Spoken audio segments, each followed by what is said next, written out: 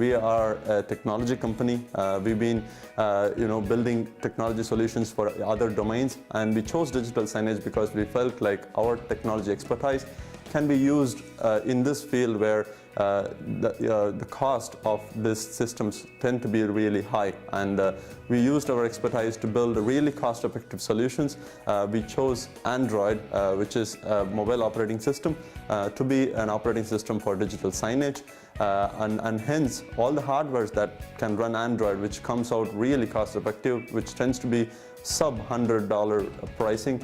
We used such hardware to run this digital signage solution, and that gives our customers a really good edge and really good competitive pricing that they can afford to their customers, because our customers are typically the resellers or system integrators. So what we did is we built a system from scratch, and we built a complete management suite along with that, so that now the solution is very reliable. The administrator can have control of their devices no matter where they are installed, whether they are behind the customer's firewall. They get full screen access, they get full terminal access for those devices, that they don't really have to travel anywhere to fix any problems. So not just the initial infrastructure cost, but also the operating expenses go really, really low when they use our solutions. For example, there are bars which typically have their own big 60 inches, 55 inches screen TVs.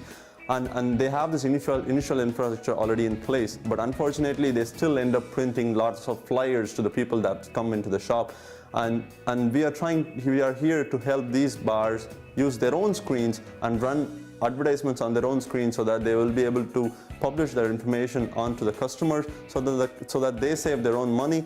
But at the end of the day, the TV is already there, so the major part of the initial infrastructure is already there, and they can schedule their advertisement at the right time, so that they know that when it is a Monday evening, it's going to be business officials coming and sitting at that point of time, so they can target a right advertisement at the right time to the right customers, so that they can decide what has to be shown when.